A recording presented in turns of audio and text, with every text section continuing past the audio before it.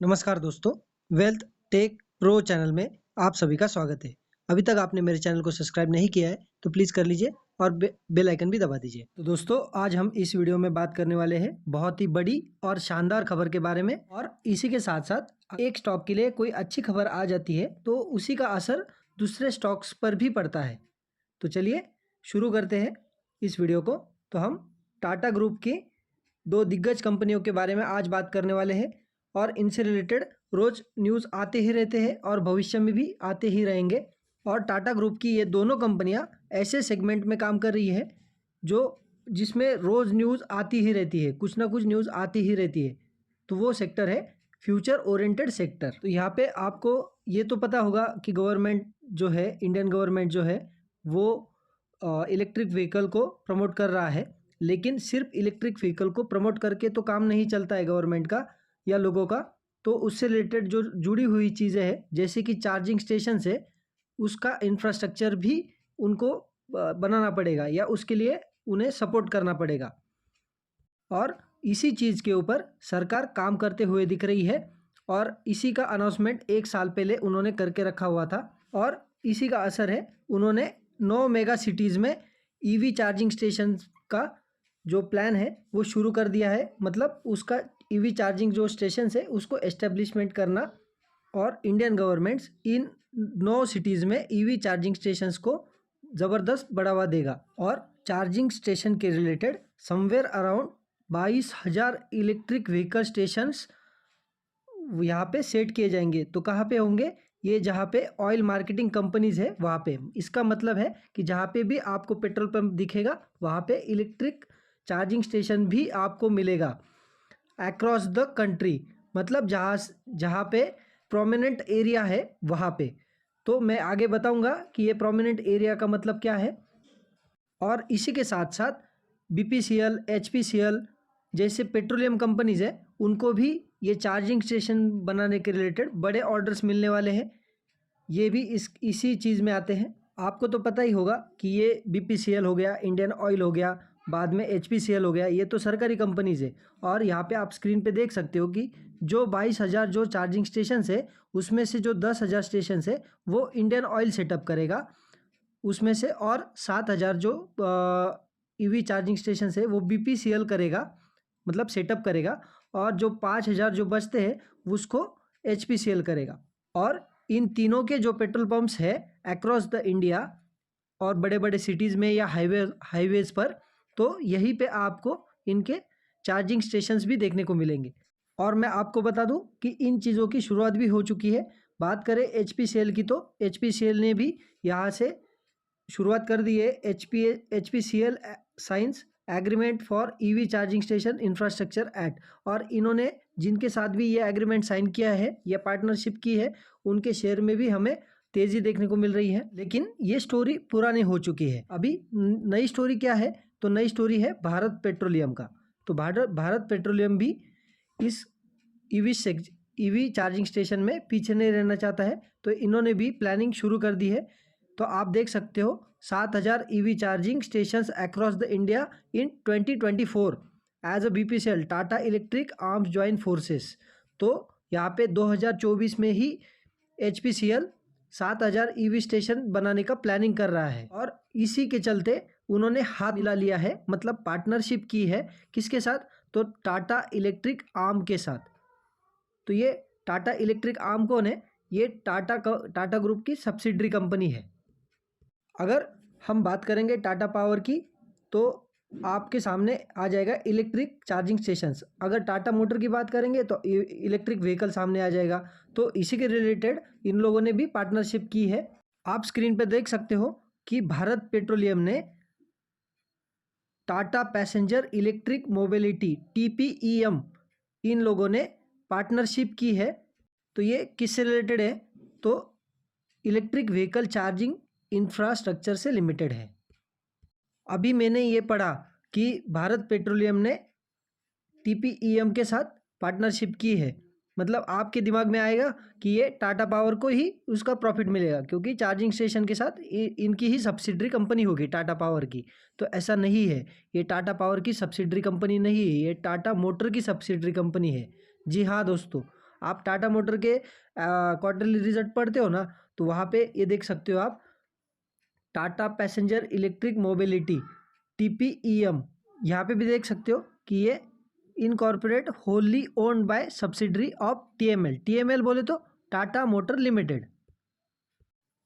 पहले पहले हम सुनेंगे तो हमें ऐसा लगता है कि ये बेनिफिट टाटा पावर को मिलेगा, लेकिन ऐसा नहीं है। ये बेनिफिट टाटा मोटर को ही मिलेगा दोस्तों। अभी आप बोलोगे कि ये तो समझ में आ गया कि ये टाटा मोटर की सब्सिडरी कंपनी है, लेकिन इसका बिजनेस क्या है, ये काम क्या करती है। तो यहाँ पे आप देख सकते हो स्क्रीन के ऊपर कि the location of this electric charging points is going to determined by using the insights collected from over 1,15,000 Tata EV users of Indian roads and BPL fuel station networks. इसका मतलब ये होता है कि ये कंपनी रीलोकेट करेगी कि चार्जिंग स्टेशंस कहाँ लगाना है।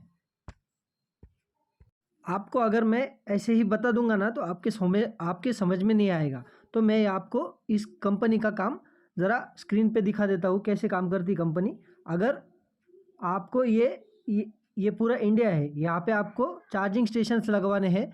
सपोज़ मैं एक बार और कर देता हूँ, ये पूरा इंडिया है, यहाँ पे चार्जिंग स्टेशंस लगवाने हैं और इस एरिया में सबसे ज़्यादा EV यूज़र्स है। और अगर इस एरिया में अगर चार्जिंग स्टेशन लग गए तो कोई फ़ायदे की बात नहीं है, ये दोनों के लिए ही प्रॉब्लम हो जाएगी।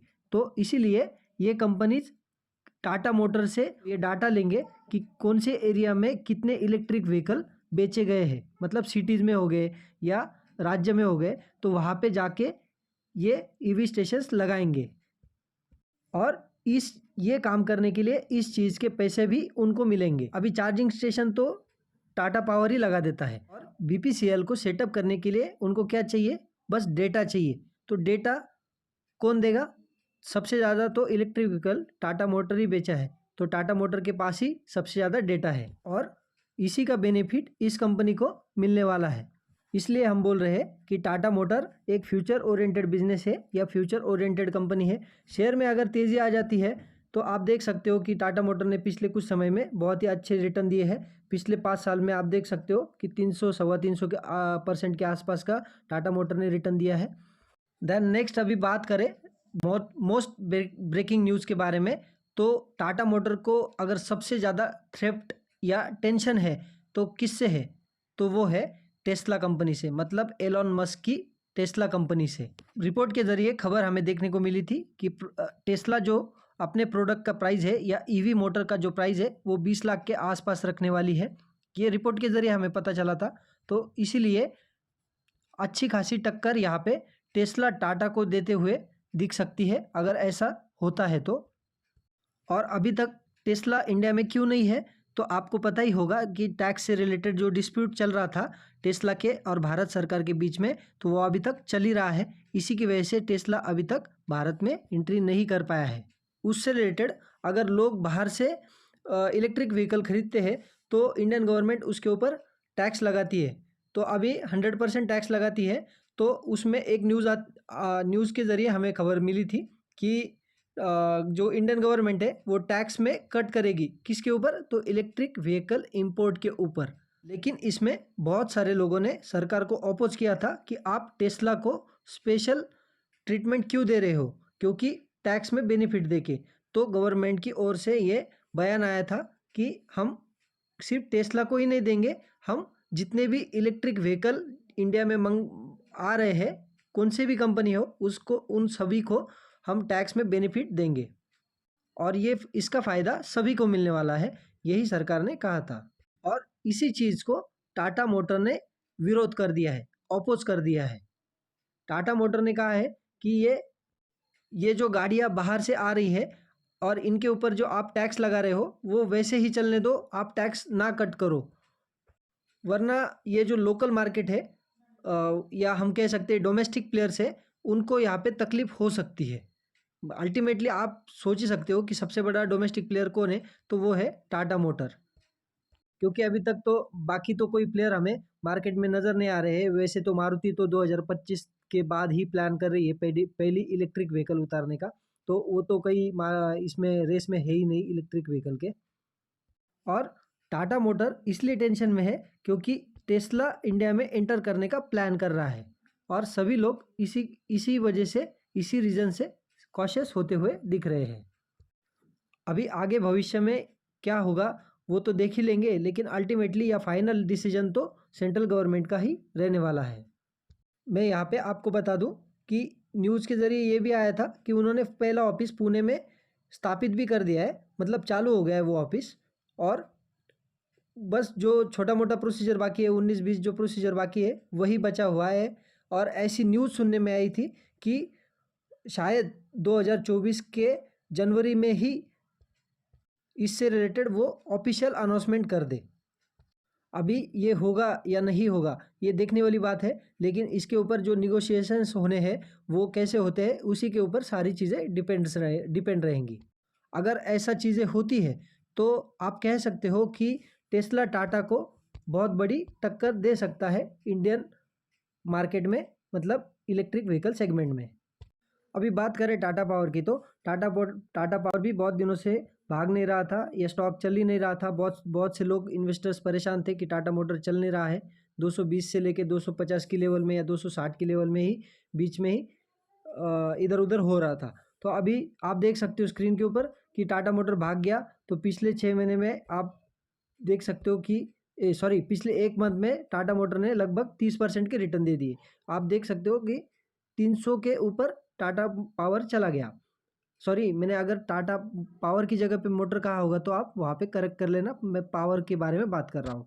सबसे इम्पोर्टेंट बात यह है कि तेज़ी देख के खरीदना नहीं होता है, कंपनी के बिजनेस को समझना होता है, उसके बाद किसी स्टॉक में एंट्री करनी होती है। मैं इसलिए ये बोल रहा हूँ कि अभी तेज़ी देख के बहुत सारे लोग कंपनी में एंटर करेंगे, कंपनी का बिजनेस पता नहीं है, कुछ पता नहीं है, बस तेज़ी देख के आएंगे और फिर स्टॉक टॉप पे खरीद के फिर स्टॉक थोड़ी दिन करेक्ट करेगा तो फिर बोलेंगे कि टाटा पावर ख़राब कंपनी है। तो दोस्तों पहले कंपनी के बिजनेस को समझो, उसके बाद कंपनी में इन्वेस्ट करना। और सबसे इम्पोर्टेंट बात है, अगर आपके समझ में अगर बिजनेस आ गया ना तो ये भी समझ में आ जाएगा कि ये इस बिजनेस में हमें पेशेंस भी रखना पड़ेगा। आपको वीडियो कैसी लगी ज़रूर बताना कमेंट करके। मेरे वीडियो को लाइक एंड शेयर कर दीजिए, चैनल को सब्सक्राइब कर दीजिए। मिलते हैं नेक्स्ट वीडियो में। जय हिंद, वंदे मातरम।